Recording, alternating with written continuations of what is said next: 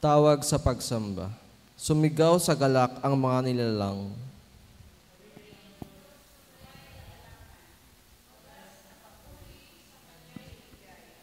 Lahat po tayo. Ito ang sabihin sa Diyos na dakila. Ang mga gawa mo ay kahanga-hanga. Yuyo po sa takot ang mga kaaway, dahilan sa taglay mong kapangyarihan. Awitin po natin ang For the Beauty of the Earth.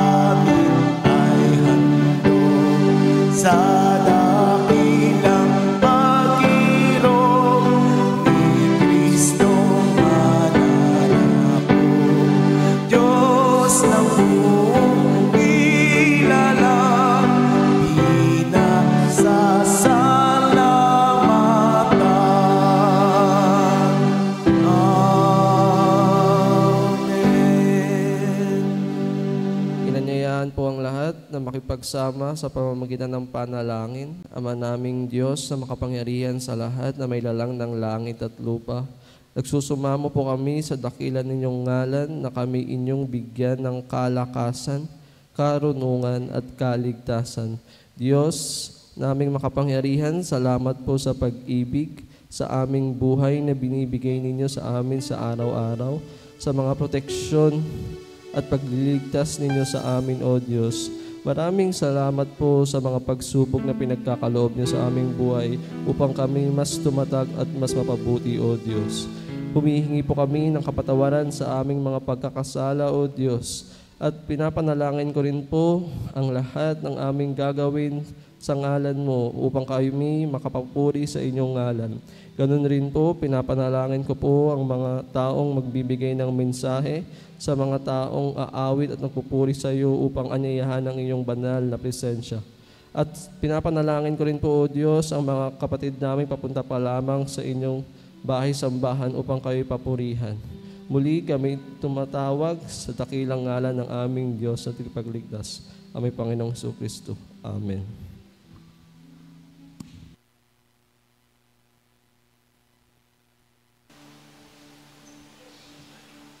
Ayan, God is good. And all the time, isa pa po, God is good. And all the time, inaayahan po tayo ay magstayo at papurihan natin Panginoon sa umagang ito. Minsan pa, God is good. And all the time, yan. At ngayon, awitin po natin ang Trading My Sorrows.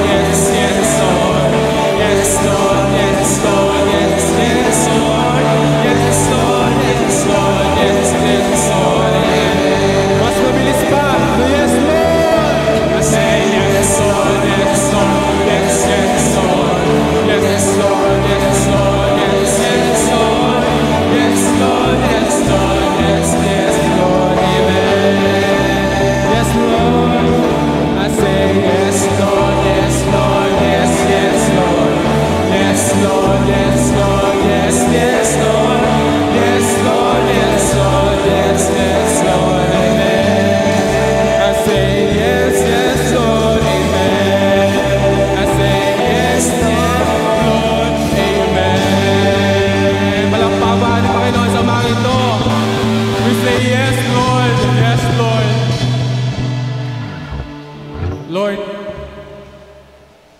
sa umaga ito, Ikaw ang papupurihan namin, naaawitan namin. Kasi we say yes, Lord. We say amen because we worship you, we love you, and we live our life into you. Maraming salamat, Lord, sa umagang ito. Ginising mo kami na may galak, na may ngiti, na may liwanag, na maghandang magpuri sa iyo. Kaya sa umagang ito, patuloy natin kantahan ng Panginoon, awitan, sayawan, dakilain, pagpalain. Maraming salamat, Lord. Kantayin po natin ang heart of worship.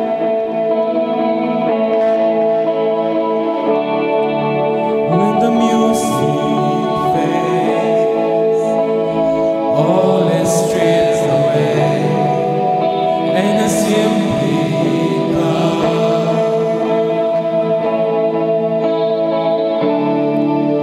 longing just to breathe something that is worth that will bless your heart. I'll bring more info. I'll bring you more than a song, for the song it is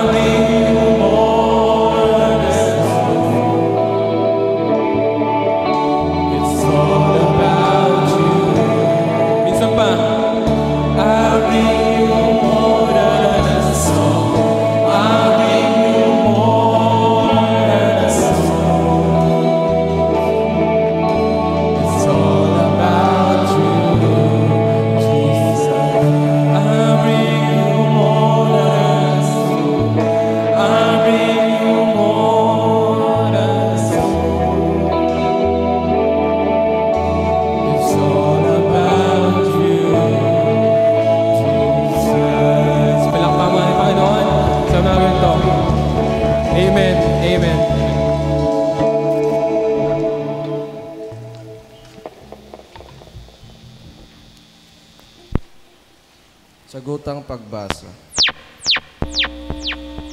Matatagpuan sa 2 Timoteo, Kabanata 2, verses 8 to 13.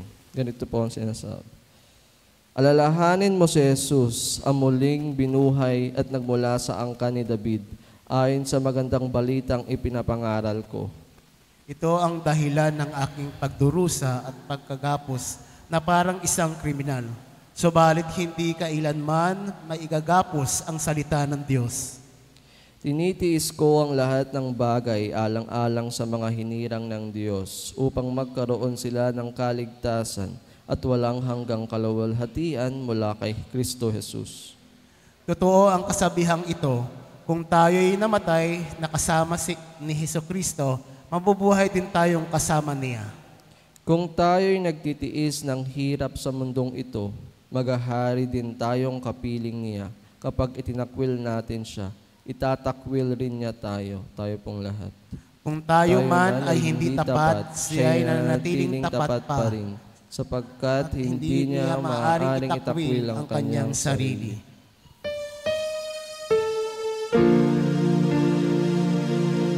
Then sings my soul, my Savior God to thee. How great thou art, how great thou art. Then sings my soul, my Savior God to thee. How great thou art, how great thou art.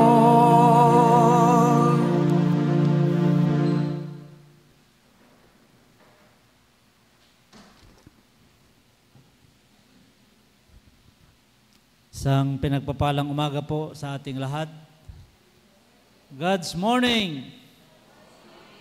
Batiin po natin ang ating mga katabi at saka yung mga nasa harap at likod natin. It's a beautiful morning, hindi masyadong mainit, hindi naman umuulan. So, isang napagandang pagkataon na ipinagkalob sa atin ng Panginoon. Kahapon po ay ginanap ang aming workers meeting ng Bataan at saka Sambales sa Dinalupihan. Sa Dinalupihan, Bataan at masaya po kami dahil maraming pagkain. Mayroon po akong first time na matikman na pagkain. Si Nanay Juanita, alam niya to. Binakol. Nakatikim na po ba kayo? Binakol. Ang ano po niya, para siyang tinulang manok pero yung ipinagsabaw, sabaw ng buko. Tapos yung pati yung laman ng buko inilagay. Yun yung ano po, ibang klase. Masarap po. Pwede nating gawin yun. Yun lang naman ang pinagkaiba. Mayroon pa ring papaya, dahon ng sili, pero instead na tubig, sabaw ng buko, tapos kinayod yung buko, nilagay din siya doon sa ano. So, kanyo ma-imagine po ninyo kung paano kasarap. Niluto po yun ng mga kapatid natin sa Samal, Bataan. Doon po namin ginanap sa kila Pastor Romy sa Lincoln Heights sa Dinalupihan, Bataan. So, babawi po tayo sa November. Tayo naman po ang mag-host ng workers meeting ng Bataan Sambales Workers sa 3rd Saturday ng November. So dito po gaganapin sa atin. At the same time, yung araw po na yon, December 15, may gawain po yung mga kabataan ng Sambales. Sasama po yung mga taga-Bataan sa gawain ng pagpupuri na tinawag po nilang Praise List. Volume 1. So, excited po tayo doon sa gawain na yon. Mayroon din pong Bible quiz, mayroon pong extemporaneous preaching. So, dahil nandito naman tayo, malapit tayo, pwede po tayong manood po at makibahagi sa gawain sa November 15. Pero ito po yung mga pinakamalapit na gawain. Sa Sabado po, Saturday, alas 8:30 po aalis. Call time, alas 8 ng umaga. Dito po sa church, mayroon po tayong outreach, Preda Home for Girls. So yun po yung pagpunta natin doon sa Preda. Excited po tayo kasi po mayroon pong 3 bata doon. Gagawin po natin yung child dedication po at bibinyagan po natin sila. So, ini-invite po natin yung gusto pong sumama, lalo na po yung church council na makasama po kayo. Magninang po kayo at saka magninong. Magninong po kayo doon. Umaga po yon, yung hapon, yung regular na fellowship ng Young Adult Ministry na ginagawa po natin every third Saturday. Then, i-ready na po natin. Nakapag-usap na po kami ni Ate Divine sa ni Brother Vic. Next Saturday, last Saturday, October 25, yung adult ministry naman. Kalalakihan at kababaihan. Gaganapin po natin doon sa Ordas Lazaro Compound, dyan po sa Balaybay. Kasama po natin yung Save by Grace Olonga po, Kabanggan at saka San Esteban na sa gawain po natin na ito. So medyo ano po tayo. Hapon lang po, 1:00 hanggang 4:00 ng hapon sa mga kalalakihan, kababayan. So iano na po natin yan. Labhan na po natin ng Biyernes yung labahin natin para makapunta tayo ng Sabado. So, yun po ang ano natin. Then, yung ipinag-pray natin nung Sunday, si kapatid na Jeremias, umuwi na po siya sa Panginoon nung nakaraang Lunes. Nung Martes po ay marami po sa inyo na nakasama na makibigil. Nag-service po tayo doon sa Kabanggan, sa tatay ni Maya. Kung gusto po ninyong sumama, balik po tayo sa Lunes, last night. Last night po noon, tayo po uli ang mag-service. Or kung gusto naman po ninyong makipaglibing, Martes, alas 7 ng umaga. Yun po yung ano natin. So magsabi lang po kayo kung makasama po kayo sa last night sa Monday. Welcome po natin, kasama natin sa pagsimba ngayon, isang kabataan from Nueva Ecija, si Brother Vincent Pablo. Tayo natin. Siya po ay nandyan po sa San Nicolas, kaya makakasama po natin siya lagi sa pagsamba. So, sama natin sa prayer si Iris Season sa patuloy niya pong paghawak ng Panginoon sa kanya, ng kanya pong kagalingan. So, masyado pong sunod-sunod yung lindol. Kahapon, mayroon uli, ang epicenter ay Kabanggan, 5.0.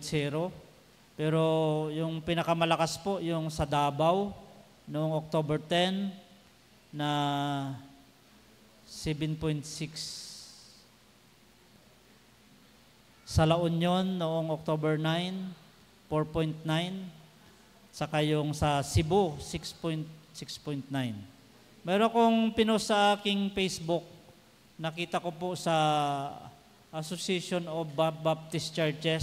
Sabi niya, tremors are not just an earthquake. They are wake-up call from God.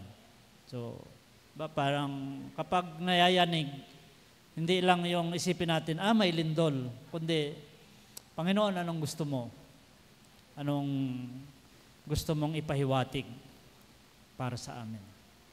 Sama-sama po tayo na manalangin, katagpuin muli ang ating buhay na Diyos, ang ating Diyos na makapangyarihan sa lahat, ang Diyos na may hawak ng buhay natin. Hallelujah, hallelujah. Dakilang Ama, narito po kaming muli kilalanin ang iyo pong presensya sa aming buhay at sa aming kalagitnaan. Salamat sapagkat binigyan niyo po kami ng panibagong buhay, kalakasan. Narito po kami upang ialay sa iyo ang aming taos-pusong pasasalamat at pagsamba. Isang karangalan na para lamang sa iyo. Pagsamba na para lamang sa isang Diyos na punong-puno ng pag-ibig. Hindi niyo po kami pinapabayaan. Hindi niyo po kami iniiwan. Natatagpuan namin lagi ang iyong pagkupkup, ang iyong pagyakap sa lahat ng iba't ibang tagpo ng buhay namin.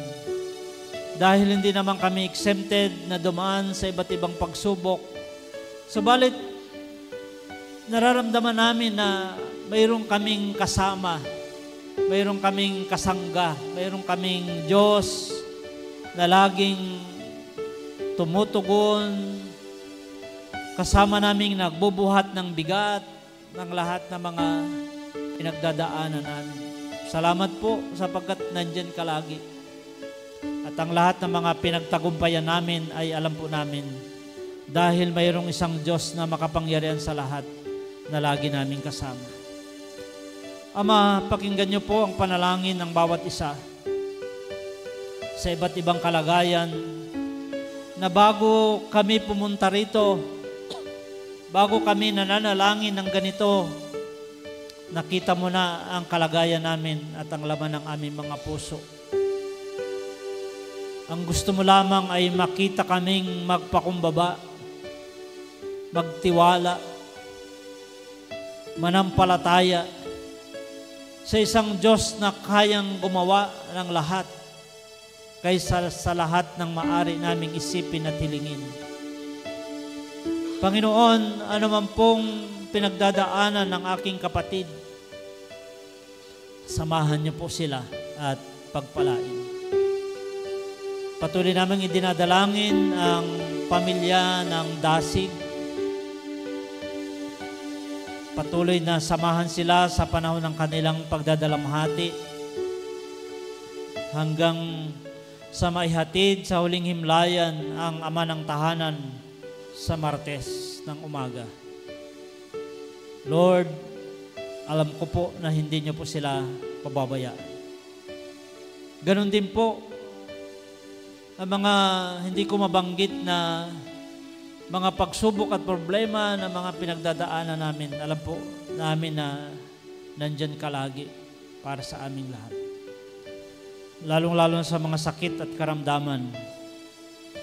Samahan po namin ang Season Family upang tumawag sa iyo, magmakaawa sa iyo para sa kalagayan ni Iris, Panginoon. Hawakan niyo po siya. We speak miracle for him. Panginoon, hawakan mo po ang iyong anak na ito at pagpalain.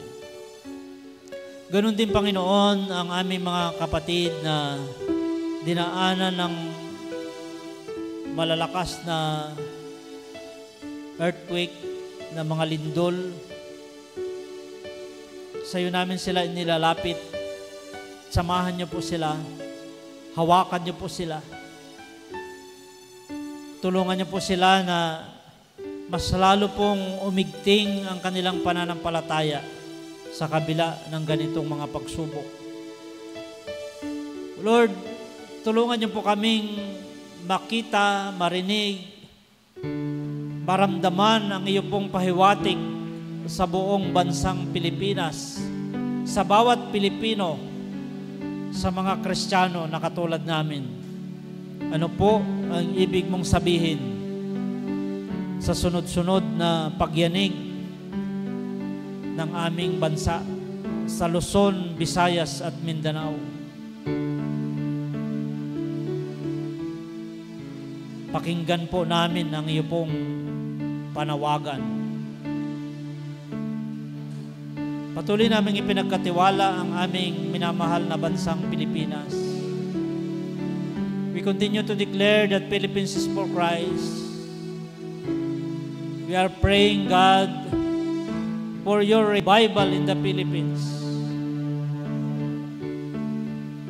Alam po namin, Panginoon, na mayroon kang gagawin. Dinadalangin ang aming bansa, ang lahat ng pamunuan sa mga kaguluhan, sa korupsyon, sa mandato, Panginoon, ng mga nahalal sa pamahalaan na kinakailangan ay sumunod sila sa iyo. Na ikaw dapat ang siyang maging gabay. Ang iyong mga salita dapat ang siyang maging panuntunan maliban sa konstitusyon ng Pilipinas. Manaig ang iyong kapangyarihan at ang iyong banal na salita. Panginoon, nilalapit po namin ang aming minamahal na iglesia. Samahan niyo po kami at pagpalain sa mga ministeryong pinagkatiwala mo po sa amin. Dalangin po namin ang aming pong gawain sa Prida Home for Girls. Lord, maging isang makabuluhan ang aming pong gawain sa Sabado. We are praying, God, your divine intervention to us. Pagpalain niyo po ang mga ministeryo ng aming iglesia. Matagpuan namin lagi na kami po ay sinasamahan niyo na lumago sa iba't ibang larangan ng paglilingkod sa iyo. Salamat po ng marami. Lord, anuman po ang hinihiling, paglalambing, panalangin ng bawat isa, sa iyo po namin ito ipinagkatiwala. Sapagkat ang lahat ng aming mga panambitan at lahat ng aming panalangin, hinihiling namin sa matamis at makapangyarang pangalan ng aming Panginoong Kristo. Amen.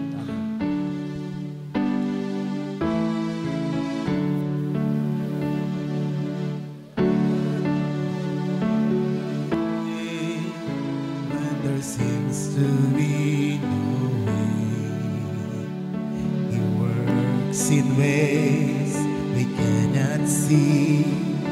He will make a way for me.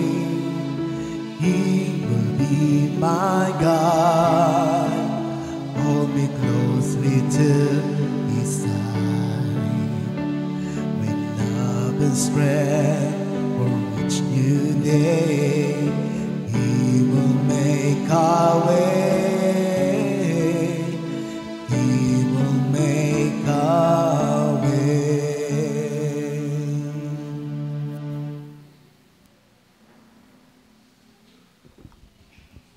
Tinatawagan po ang mga bata para sa kanilang awit at sayaw.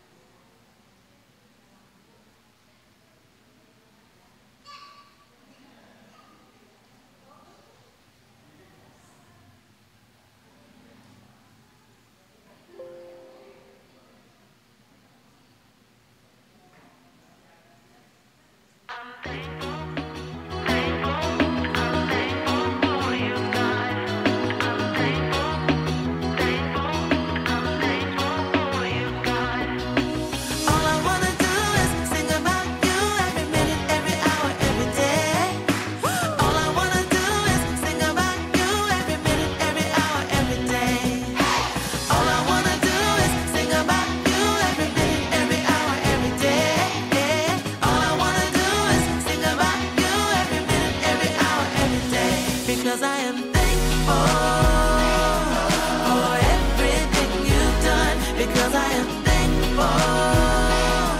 I'm thankful for you, God. Come on, clap your hands. 1, 2, 3. All around the room, come on, shout and sing. If you know He's good, throw your hands up high and lift your voices to the sky.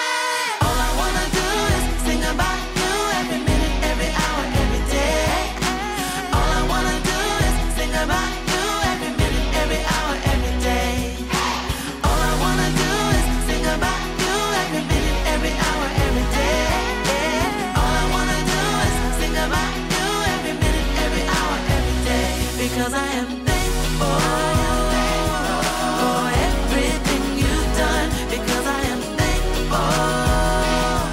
I'm thankful for you, God. Come on, clap your hands. 1, 2, 3. All around the room, come on, shout and sing. If you know He's good, throw your hands up high and lift your voices to the sky. Clap your hands. 1, 2, 3. All around the room, come on, shout and sing. If you know He's good, throw your hands up high and lift your voices to the sky. All I wanna do is sing about you every minute, every hour, every day. All I wanna do is sing about you every minute, every hour, every day. All I wanna do is sing about you every minute, every hour, every day. All I wanna do is sing about you every minute, every hour, every day. Because I am thankful for everything you've done. Because I am thankful. I'm thankful for you, God.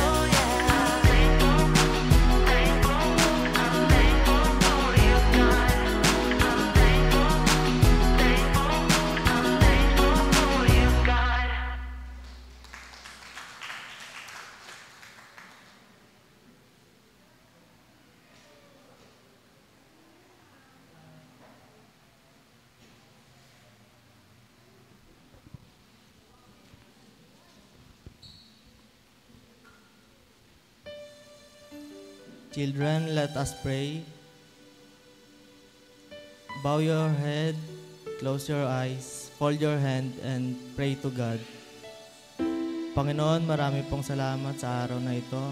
Dinadakila at pinupuri ka namin, Panginoon. Marami pong salamat sa mga talento ng mga batang ito, Panginoon. Ibalik niyo po ang lakas na nawala sa kanila, Panginoon, ng doble, Panginoon. Iiwas niyo po sila sa anumang kapahamakan, Panginoon. Bigyan niyo pa po sila ng puspos, sigsig at umaapaw na biyaya, Panginoon, para sa kanilang mga pamilya, Panginoon. Ito po ang aming panalangin sa matamis na pangalan ni Jesus. Amen.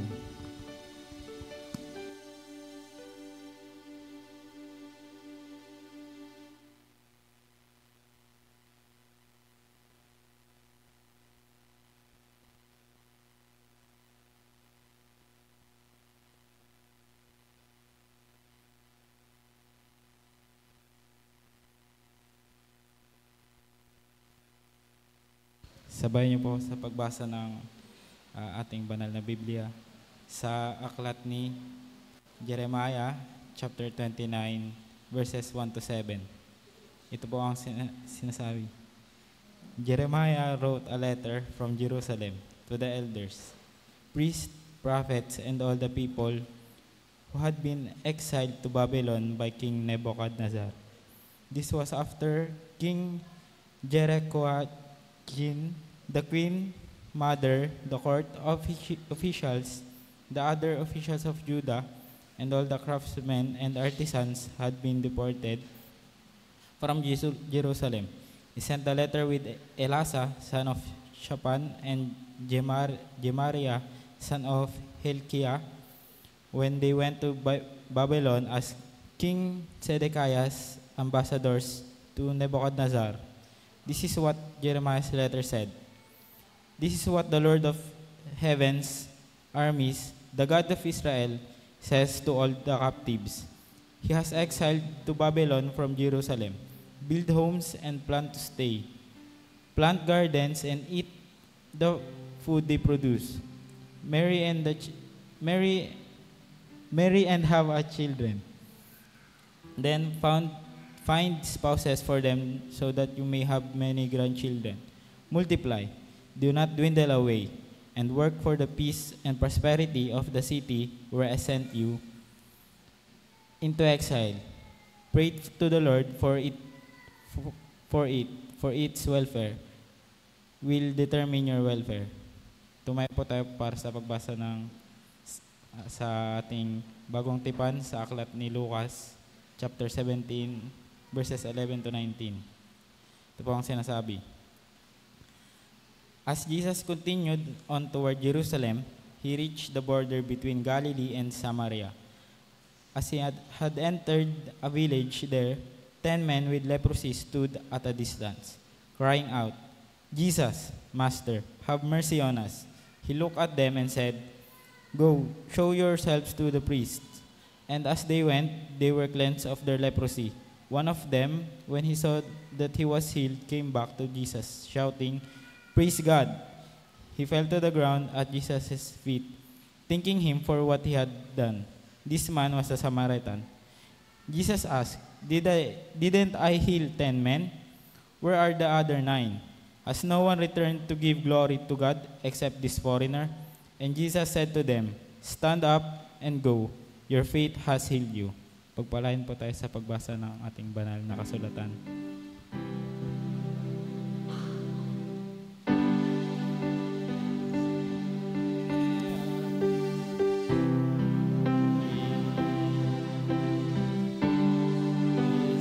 This is the air I breathe. Your holy presence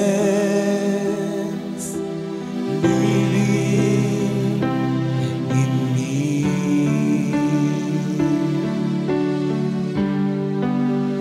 This is my daily bread.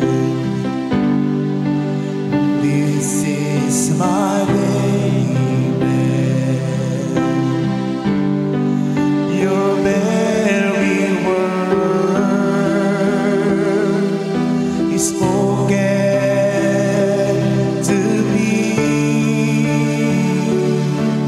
and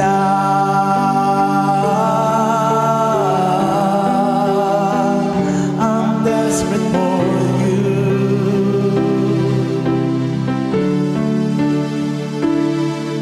And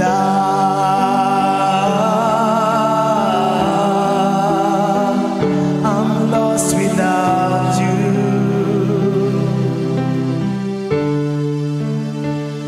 I'm lost without you.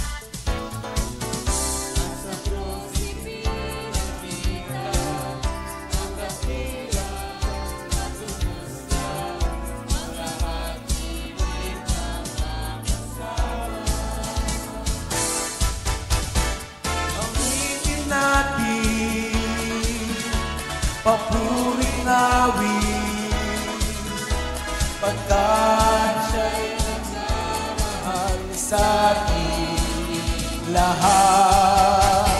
Siya ay umilan, papuring awit, pagkat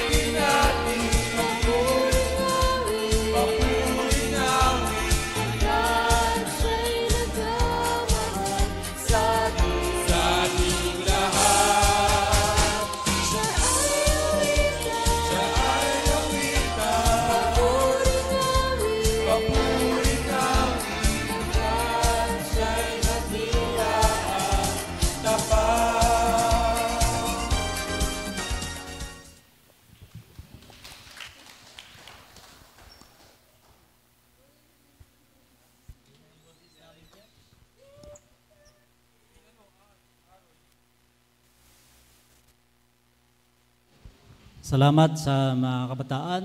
Mas malakas na palakpak kay Lord. Amen. Ibalik ko lang po kayo sa dineclare natin last first Sunday that we are claiming, as we declared, that this month of October is an overflowing month, overflowing blessing from God. Nanggaling yan dito sa nakita natin sa Facebook. May the O in October bring us overflowing blessings, opportunities, and open doors. Kaya po, umaapaw na pagpapala ng Diyos ngayong Oktobre.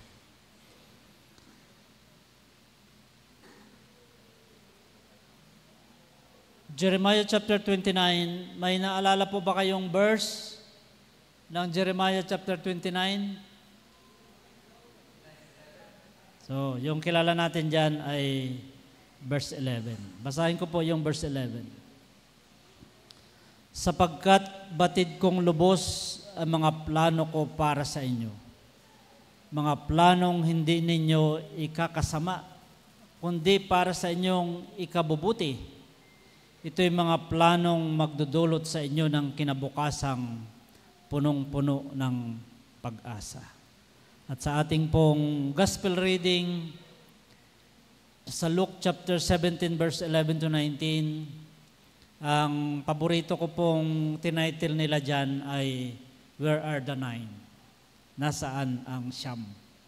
Basahin ko po sa ating muli ang story ng pinagaling ang 10 kitungin. Sa paglalakbay ni Jesus papuntang Jerusalem, nagdaan siya sa hangganan ng Samaria at Galilea. Nang papasok na siya sa isang nayon, sinalubong siya ng 10 kitungin. Tumigil ang mga ito sa may kalayuan at sumigaw, Jesus, Panginoon, mahabag po kayo sa amin. Verse 14, pagkakita sa kanila, sinabi ni Jesus, lumakad na kayo at magpatingin sa mga saserdote. Habang sila ay naglalakad, silang lahat ay gumaling at luminis. Nang mapuna ng isa na siya'y magaling na, nagbalik siyang sumisigaw ng pagpupuri sa Diyos. Nagpatira pa siya sa paanan ni Jesus at nagpasalamat. Ang taong ito'y isang Samaritano. Verse 17, hindi ba't 10 ang aking pinagaling at nilinis? Tanong ni Jesus, nasaan ang siyam? Wala bang nagbalik upang magpuri sa Diyos kundi ang dayuhang ito? Sinabi ni Jesus sa kanya, tumayo ka na at umuwi. Pinagaling ka ng iyong pananampalataya. Tayo manalangin. Dakila namin Diyos, aming Ama, salamat sa iyong mga salita. Salamat sa pagkakataon ng pagsamba. Salamat sa pagkakataon ng pag-aaral ng iyong buhay na salita. Salamat, Panginoon, sa pagkakataon na marinig po namin ang iyong mensahe para sa amin sa panahon na ito. At ang aming panalangin, samahan niyo po kami. We ask your Holy Spirit to be with us, O God, sa aming pong pag-uusap at sa aming pag-aaral. At ang dakilang guro lamang ang aming Panginoong Kristo ang siyang aming marinig. Sa pangalan ng Ama, ng Anak at ng Banal na Espiritu. Amen. So, ang mensahe po ay it's about thanksgiving. It is about gratitude. Pero ang sinamahan ko po yung title ko, it's not only about gratitude. Pero paano natin gagawin yon? Ang gagawin natin ay forthwith. Hindi bago sa atin yung salitang forthwith. Sumikat yan sa panahon ng impeachment. Pag nanonood po kayo ng Senate hearing at saka mga ang ating Vice President, merong 5 articles somehow ay meron siyang nilabag sa Constitution, 5 articles of impeachment.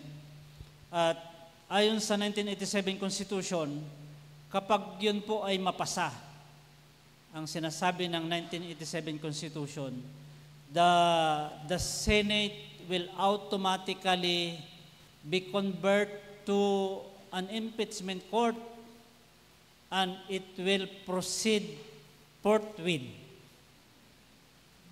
Ano ba yung forthwith? Diyan sumikat si Chis Escudero, Senator Chis Escudero po eh. Ang forthwith po, ayon sa dictionary,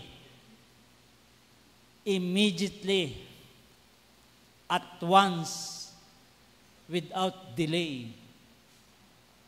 Pero wala na, tapos na. Hindi na natin ito yung problema sa natin. Ang ko po ay dahil nanggaling ako sa politics bago ako nagpastor.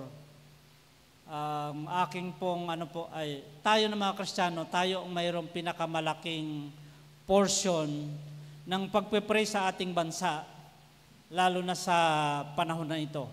Kasi somehow yung awareness ng pagmamahal sa bayan, yung pinupuna yung mga korupsyon, kini-question saan napunta, di ba dapat dito, marami pong pagtatakipan sa mga pag iba ang kulay, ipagtatanggol ka ng mga kakulay mo lang. So marami pong dapat ayusin sa bansa natin. At hiniram ko lang yung salita na yan para gamitin natin ngayon sa ating pag-aaral. Pero isit aside muna natin yung politics. Pero magpatuloy po yung ating panalangin sa ating bansa. So, balikan natin yung meaning ng forthwith, immediately, at once, without delay.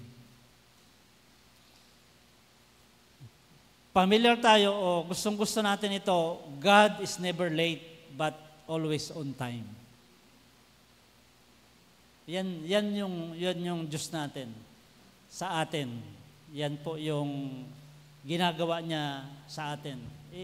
Minsan hindi natin nakikita yung kung paano mag-rescue, mag-intervene, tumugon ang Diyos. At ang pakiramdam natin minsan ay parang late na siyang tumutugon.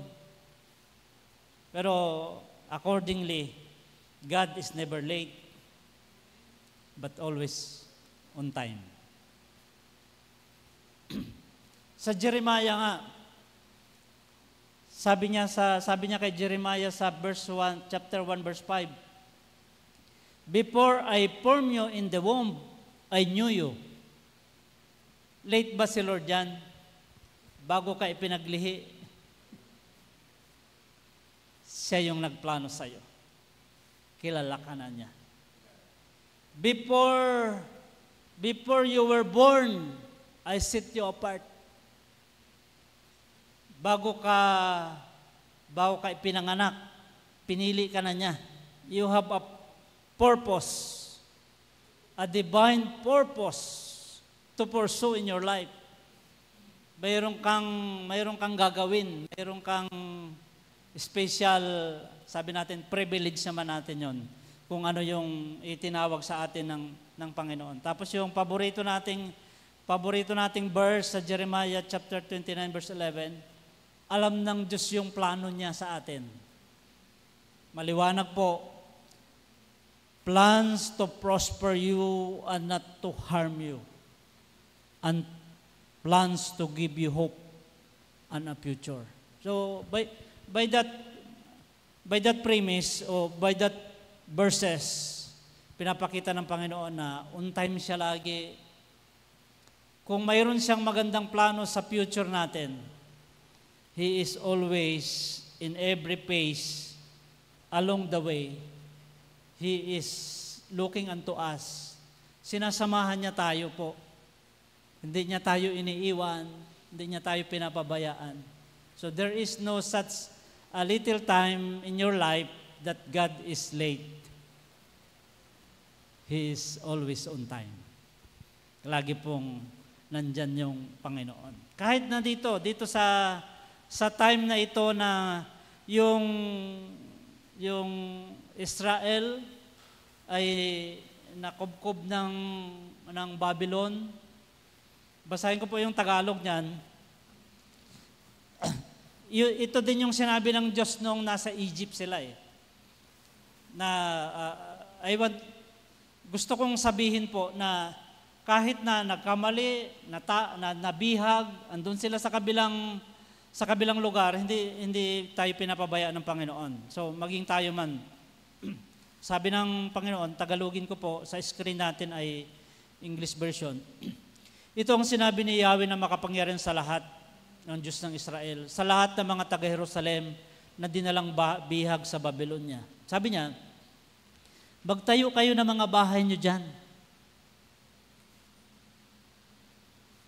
Diyan na kayo tumira. Magtanim kayo. Inyong kanin ang bunga ng mga yon. Mag-asawa kayo upang magkaanak. Bayaan ninyong mag-asawa ang inyong mga anak at nang sila'y magkaanak din. Ito ang maganda po. Magpakarami kayo at huwag ninyong hayaang kayo'y umunti.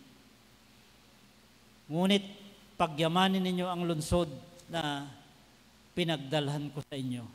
Idalangin ninyo sila kay Yahweh sapagkat kayo rin ang makikinabang kung sila'y umunlad. Huwag kayong magpalinlang sa inyo at sa mga manghuhula. Huwag kayong basta-bastang maniwala sa kanilang mga panaginip. Tandaan ninyo, kasinungalingan ang sinasabi nila sa inyo. Sila'y hindi ko sinugo. So, yung sentro ng ating pag-uusap ay yung story sa gospel natin sa Luke chapter 17 verse 11 to 19. Yung story ng 10 kitungin. Ang story ay tungkol sa mga kitungin sa panahon na hindi pa napapagaling yung kitong. Yun yung story natin. Sabi ko po, ay story revealing who God is and who we are. Yung story po ay mas lalo niyang pinatingkad kung sino ang Diyos at mayroon siyang reminder sa atin sapagkat nagpapakilala din kung sino tayo. So the story began, mayroong 10 kitungin, nandyan si Jesus, masasalubong niya sila. At ang mga kitungin, kaya mapapansin niyo diyan na sabi niya, 10 men who had leprosy meet him. They stood at a distance. Ang mayroong kitong, kapag mayroon siyang makasalubong, hindi siya pwedeng lumapit. Siya ay sisigaw. Anong sinisigaw niya? Marumi ako, marumi ako. Pag social siya, anong sinisigaw niya? I'm dirty, sabi niya. Siyempre, social siya eh. 10 men who had leprosy met him. They stood at a distance and called out in a loud voice, Jesus, Master, have pity on us. Kahabagan niyo po kami. Verse 3, verse 13. Makita natin, ito po, gusto ko pong ipakita na yung mga kitungin nung panahon na yan, kapag ikaw ay madiagnose na may kitong, aalis ka sa community, pupunta ka sa isang lugar. Kaya po, yung 10 kitungin na yan, most probably, hindi po sila magkakamag-anak. Nagkita-kita na lang sila sa isang lugar kung saan pinupuntahan ng may kitong. Bawal silang bumalik sa community hanggat hindi may declare ng saserdote na magaling na sila. Kasi nga, nakakahawa yung sakit na yan that time. So nakabalot po sila. Kapag maglakad sila at mayroon silang makasalubong, yun, sabihin nila, marumi ako, hindi sila pwedeng lalapit sa mga tao. At ito po yung pinakamahirap. Hindi sila allowed sa community. Hindi sila allowed sa synagogue. Hindi sila allowed sa temple. Inalis yung kanilang karapatan sa pamilya nila, sa community. Inalis din yung kanilang karapatan sa Diyos. So, yan yung isa sa story ng mahirap na sitwasyon ng tao. Pinandidirihan sila Pero inihiwalay sila. Inihiwalay sila sa tao, sa pamilya nila. Inihiwalay sila sa Diyos. Verse 14. Tumingin lang si Jesus sa kanila eh. Sabi niya, Jesus looked at the 10 lepers and said, "Go, show yourselves to the priest." Sabi ni Jesus, nung humingi sila ng awa, nung makita sila ni Jesus na awa siya sa kanila, at agad-agad, ibinigay niya sa kanila yung kanilang kailangan. Forthwith, agad-agad, immediately, without delay, pinagaling sila ng Panginoon. Sabi ng Panginoon, pumunta kayo. Makita ninyo yung nagmamadali ang ating Panginoong Hesus na ma-declare na sila'y magaling. Walang pwedeng gumawa yun. Hindi pwede si kapitan, kailangan priest, kailangan saserdote. And as they went, they were cleansed of their leprosy. Ang sinasabi po dyan, lahat po sila gumaling. God loves us all. Walang hindi mahal ang Panginoon. God hears us all.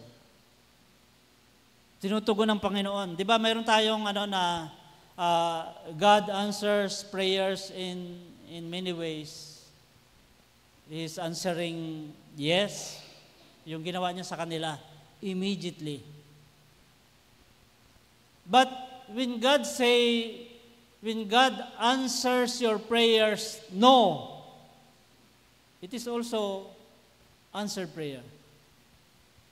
Because God is thinking of some better for you. Mayroon siyang iniisip na mas maganda kaysa doon sa hinihingi mo.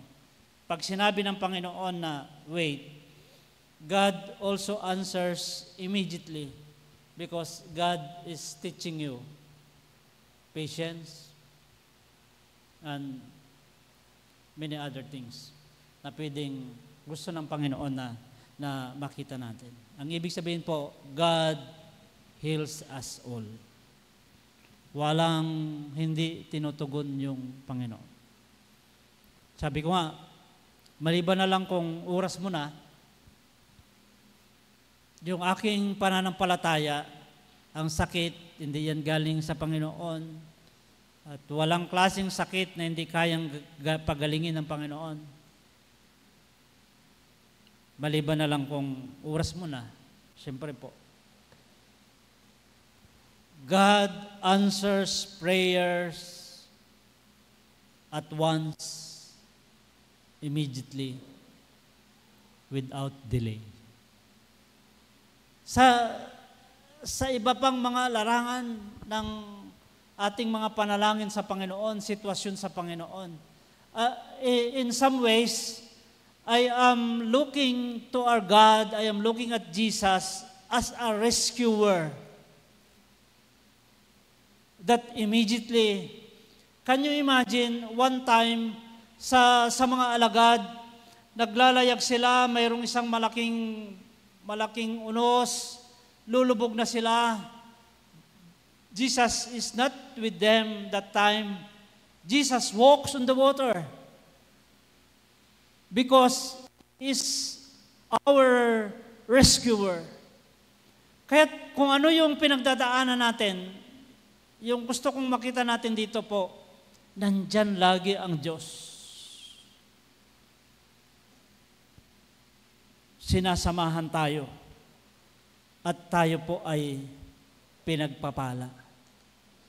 So, sabi ko kanina, the story revealed much of how God is to us. Mas lalong pinakita ng story na ito kung ano yung Diyos. Hindi niya na sinisino-sino. Kasi, sabi natin kanina, bago kay pinanganak, nandyan na, nagplano siya yo. May maganda siyang plano sa iyo. So, habang naglalakad sila, sabi niya doon sa verse 14, nakita nung isa, lumilinis na yung balat niya. Pinagaling siya ng Panginoon. One of them, when he saw that he was healed, turned back, glorifying God with a loud voice. One of the 10 lepers who turned back and he fell down on his face at Jesus' feet, giving him thanks. And he was a Samaritan. Mamaya, babalikan natin yung he was a Samaritan. So, nung makita nila na magaling na siya, actually, ang nakita ko, lahat naman sila nakakita, ay gumagaling na ako. Nawala na yung mga sugat-sugat sa balat ko, kumikinis yung balat ko. Mayroong pag-aagaw yung isip nila kung babalik silang magpasalamat o puntahan na nila yung saserdote. Iniisip natin yung pinagdaanan nilang trauma, malayo sa pamilya, yung certification ng saserdote ang makapagbibigay laya sa kanila, makabalik na sila sa pamilya. Kung mayroon siyang longing sa pagsamba at pag-aaral ng salita ng Panginoon, that is the only way. Nag-aagaw yung isip nila kung pupunta sila sa saserdote para makuha na nila yung kanilang kailangan. Pero yung isa, pinili niyang bumalik kay Jesus. At yung kanyang desisyon, immediately, at once, without delay, bumalik siya sa ating Panginoong Hesus at ang ginawa niya, sumisigaw siya ng pagpupuri, siya po ay dumapa. Nagpapasalamat sa ating Panginoong Kristo. Only one return. Kaya, sabi po nila, ang ratio daw ng mapagpasalamat sa 10, 1.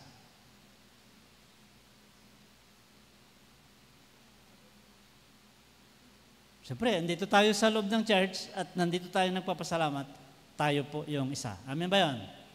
Amen ba yun? Pero sabi ng ating Panginoon, di ba 10 yung pinagaling ko? Nasaan yung 9? Interesado rin pala ang Panginoon sa Sabi natin kanina, lahat tayo plinano kasi ng Panginoon na maipanganak. Mahal niya tayong lahat. Concern siya sa ating lahat. Mayroon siyang iniisip na magandang future sa atin. And He's always present with us along the way ng buhay natin. Concern siya sa ating lahat. Sabi niya, we're not all 10 cleans, di ba 10 pinagaling ko, nasaan ang 9?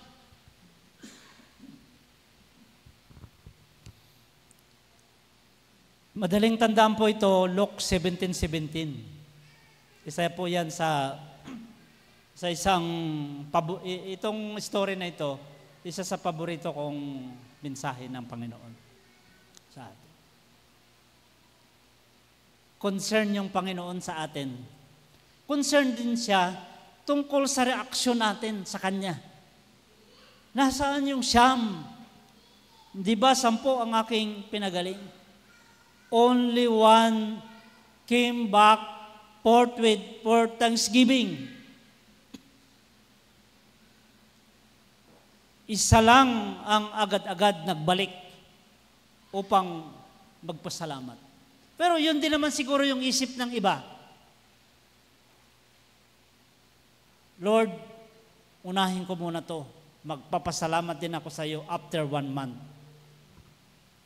Pero hindi na siya forthwith, di ba? Mayroong mga tao na sinasabi nila, Pastor, mag-a-active din ako someday.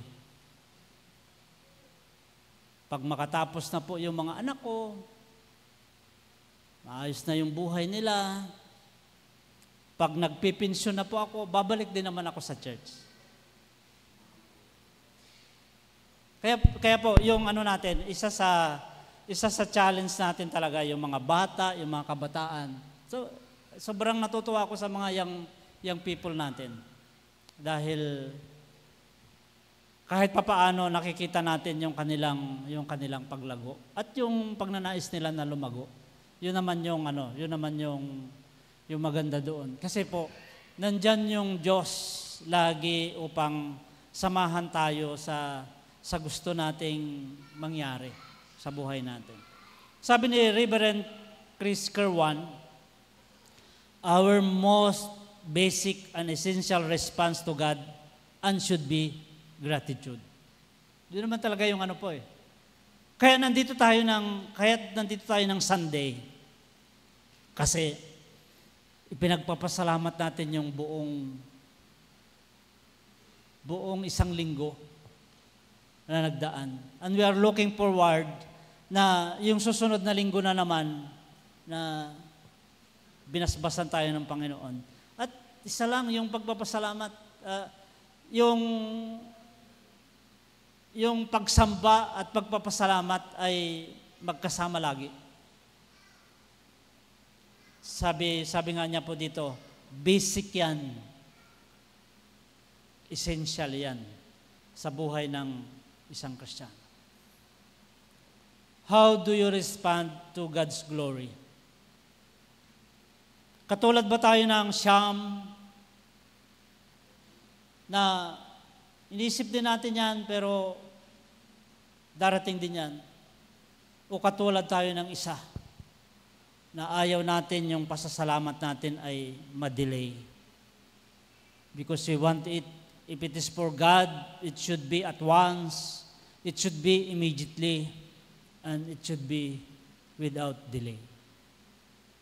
Kasi sabi natin kanina, God is never too late nor too early, but He is always on time. Yun yung Panginoon. Yun yung Diyos sa atin.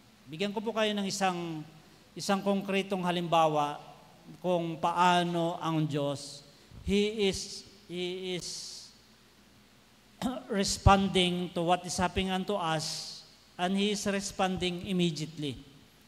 Yung Genesis chapter 3, ang story po niyan, it is the story of fall of man. Diyan nagkasala ang tao, nalinlang ni Satanas si Eva, at ganun din yung ginawa niya sa asawa niya, at ang unang tao ay nagkasala. Naitala sa Genesis chapter 3 verse 1 to 13 ang pagkakasala o ang pagbagsak ng tao sa napakagandang plano ng Diyos na mabuhay sila magpakailanman sa Garden of Eden, nandoon lahat yung kailangan nila. Genesis chapter 3 verse 15, ano natin? Mali. Pag-isipin natin, dyan natala yung fall of man sa Genesis chapter 3 verse 1 to 13. Sa verse 15 pa lang.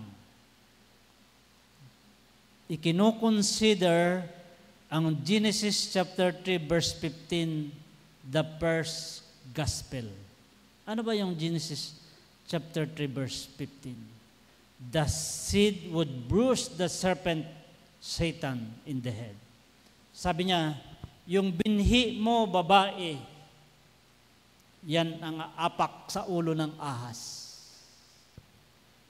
And that seed, according to the Bible scholars, is no other than Jesus. Nagkasala ang tao sa Genesis chapter 3 verse 1 to 15, verse 1 to 13. God responded immediately. Sa verse 15, ipinangako niya na yung tagapagligtas na siyang dudurog sa ulo ni Satanas.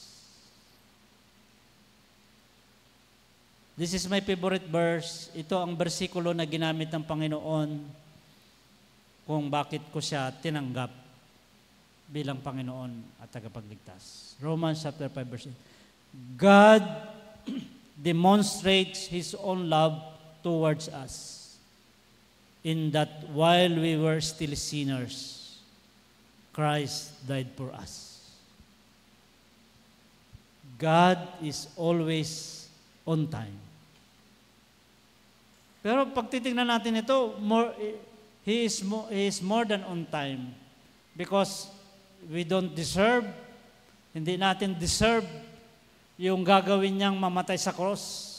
Yet, nandiyan na yung pag-ibig niya. He died for us. He died for us and saved us. Ulitin po natin, i-personalize natin yung pagbulay-bulay natin. How do you respond to God's glory? Paano tayo mag-response sa Panginoon? After a week, after a month, after a year, but it should be forthwith. Immediately, at once, without delay. Naalala ko mayroon akong pinagpastorang church. Mayroon kaming ginawang part ng pagsamba na mag-testimony. Hindi matapos-tapos yung taong tumatakbo dito para magpasalamat. Kaya kinat namin. At ginawa namin na every Wednesday sa midweek service, doon iba yung magpasalamat. Mayroong isa doon, hindi ko makalimutan, sabi niya, hindi ko po talaga, gusto niyang sa Miyerkules siya mag-testimony at magpasalamat kasi ang pakiramdam niya ang layo ng linggo. Sabi niya, parang ang layo ng linggo para sabihin ko lahat itong nararamdaman ko at sabihin ko yung pagpapasalamat ko. Kasama po tayo doon sa isa na gustong magpasalamat agad-agad at yan po ang gusto ng Panginoon. Di ba pag-isipin natin na mayroon namang isa na bumalik, pero ang ating Panginoon sabi niya, saan yung siyam? 10 yung pinagaling ko, bakit nasaan yung siyam? Only one came back forthwith for worship. Yung ratio natin, yung ratio ng nasa loob ng kapilya sa mga nasa palengke, nasa iba-ibang lugar. Huwag na yung nasa sabungan. Only one came back forthwith for worship. Ito po, friendly reminder na late po tayo today ng 30 minutes.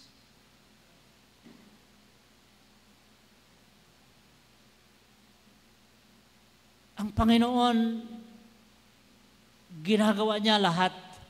And He's doing His job as a Father, as a God, as a Savior, and everything for us. Hindi ba dapat ang response natin forthwith, without delay, at once, and immediately, yung pagsamba natin sa Kanya dapat. Yan man ay personal, yan man ay yung katulad nito, corporate, dapat. Only one came back forthwith to serve. Sabi natin, mayroon tayong purpose. Maliban sa bahay ninyo, maliban sa kung saan ka nagtatrabaho, you have a divine purpose and you have your calling from God in His church. Mayroon po. And we need to came back. We need to come to God. We need to come to church forthwith to serve. Maglingkod sa Kanya. At ito po, ito ang panghuling challenge. Iniisip ko lagi na ito yung isang pagkukulang natin. Nag-iisip tayo ng mga kailangan natin gawin because we are not doing it immediately. to share the gospel. Yung paghayo, yung pagmamalasakit natin sa iba na hindi pa nakilala. Ito po yung malaking pagkukulang natin sa Panginoon. Sabi ng Panginoon, has no one returned to give praise to God except this foreigner? Wala na bang ibang bumalik sa Panginoon? Di ba 10? Nasaan yung siyam? Wala bang ibang nagbalik maliban sa dayuhang ito? Bakit dayuhan yung ginamit ng ating Panginoon Kristo? Because the other 9 were Jews, mga Hudyo sila. Pero itong nagbalik, Samaritano siya. Less expectation na siya yung babalik. Kaya minsan, yun yung isang malaking challenge sa atin.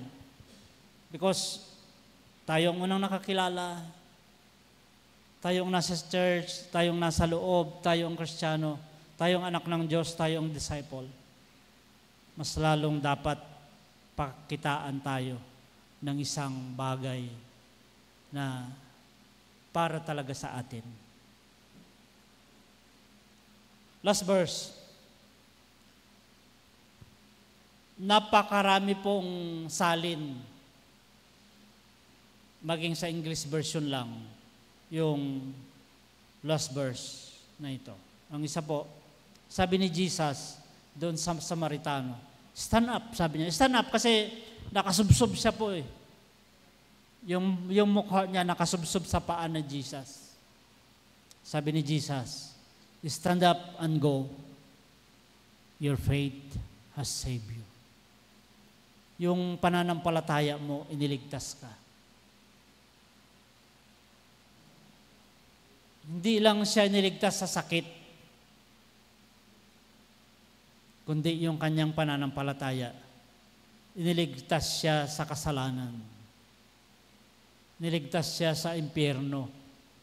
Meron akong nabasa nung isang araw sa Facebook, sabi niya, ang pinakamagandang mangyari sa buhay mo, matanggap mo si Kristo at maisulat ang pangalan mo sa aklat ng buhay.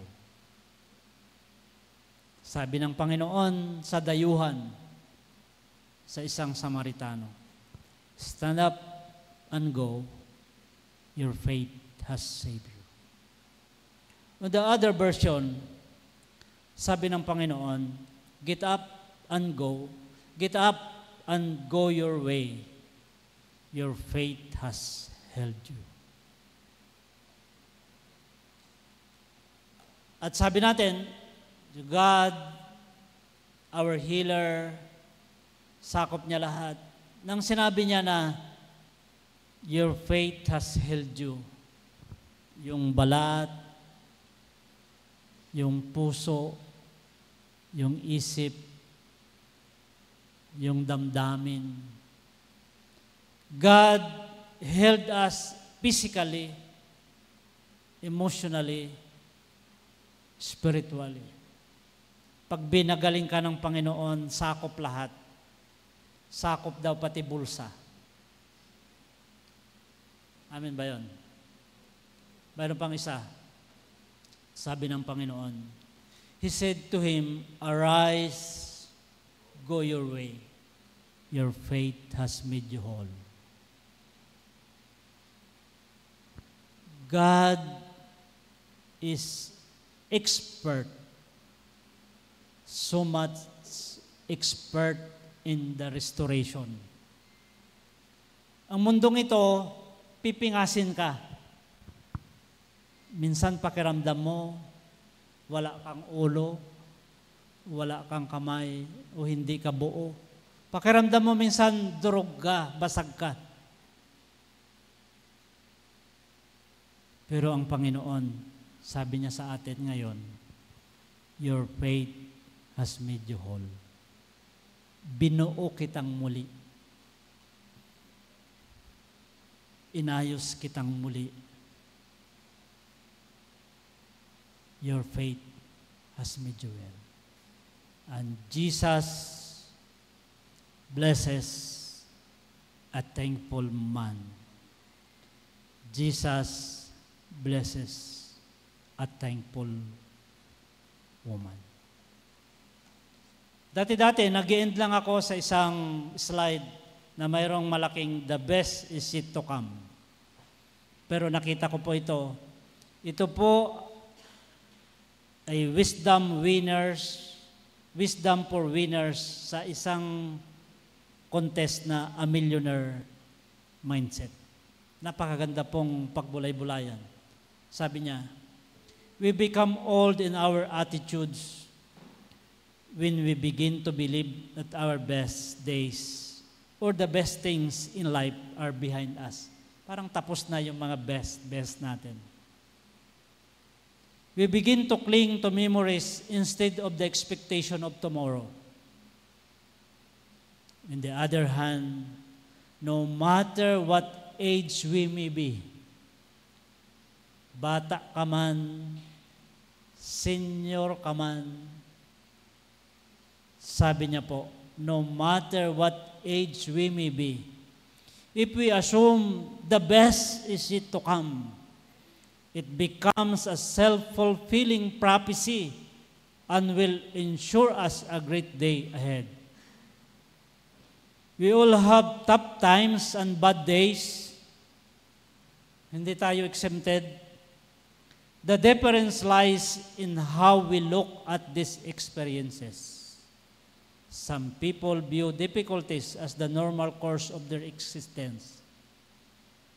Others look at troubles as a brief parenthesis in life that will be followed by exciting things and better days. Because of God and Him alone, for Him is the glory. The best is yet to come. In the name of the Father, the Son, the Holy Spirit. Amen.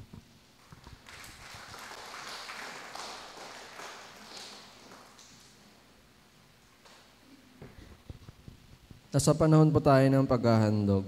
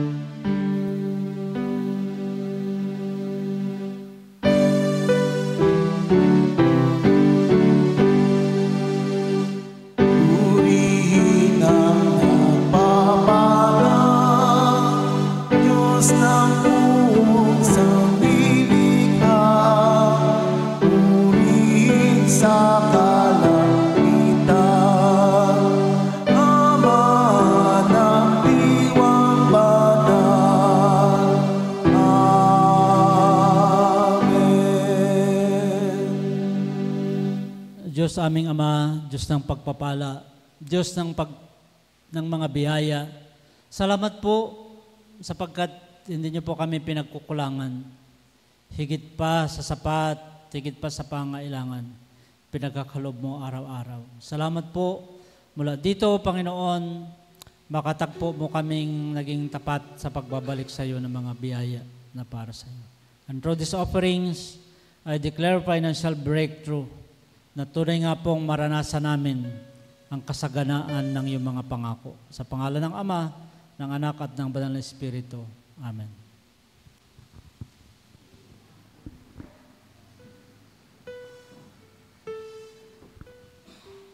Awitin po natin ang To the Word para sa awit ng pagkatalaga at pasasalamat.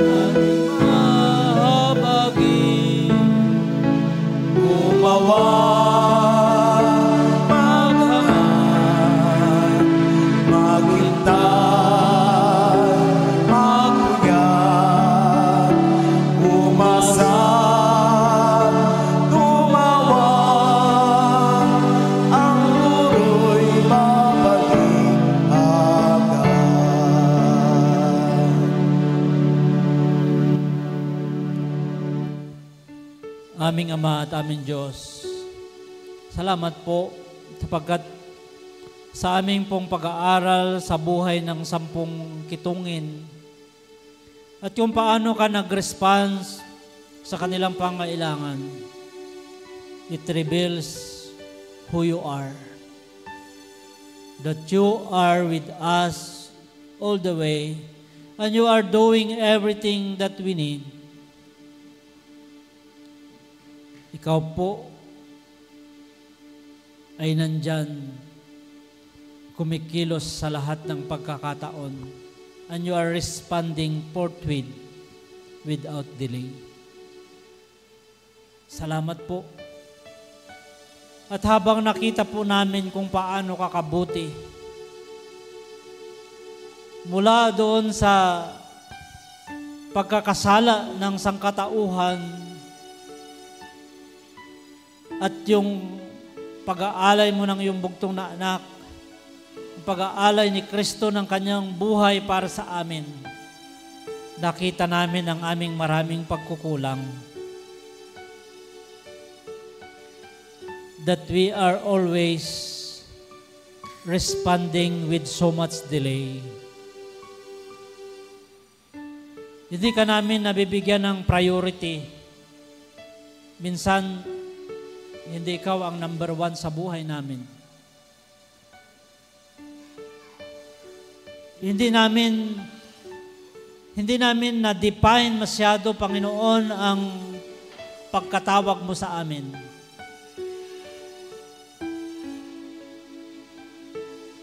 mayroon kang task na ibinigay sa amin, but we are not doing it forthwith. Even in our worship, O God,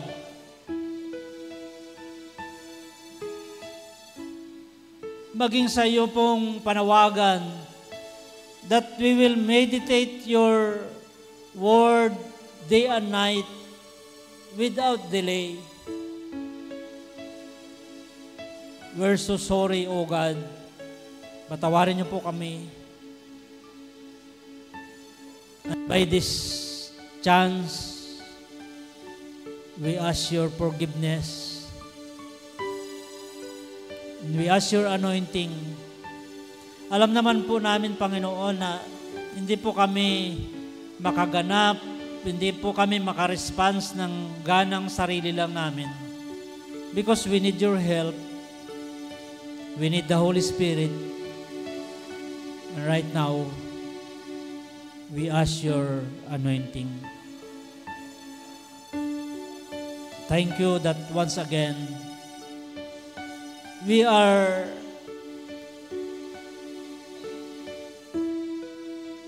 on your hands, and you do the process of restoration.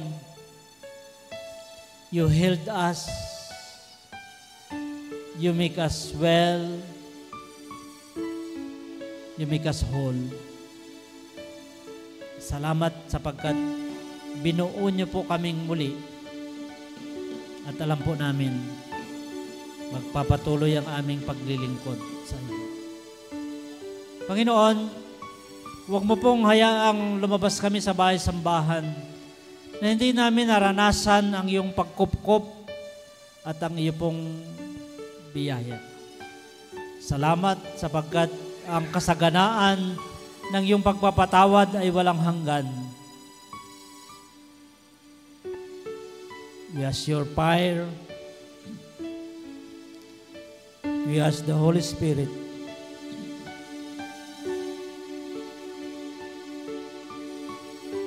Lord, we ask another Pentecost touch. Salamat. Salamat sa kapangyarihan mo. Patuloy kong pinapanalangin ang mga kahilingan ng iyong mga anak. Pagpalain niyo po kami. Katulad ng pangako mo, maraming best days past, but there are more best days yet to come. Salamat, salamat, salamat po. Ito ang aming mga panalangin sa matamis at makapangyarang pangalan lamang ng aming Panginoong Kristo. Amen. Mga kapatid, patuloy tayong kupkupin ang pag-ibig na hindi kumukupas, sumaatin ang kanyang lubos na kapangyarihan, maranasan ang lahat ng kanyang pangako at masaganang pagpapala, ngayon at magpasawalang hanggan. Sa pangalan ng Ama, ng Anak at ng Banal na Espiritu. Amen. Amen. Amen. Amen.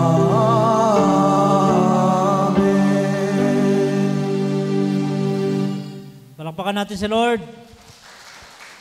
Hallelujah. Pagpalain po tayo ng Panginoon, humayo tayong taglay ang kanyang biyaya. God bless us more.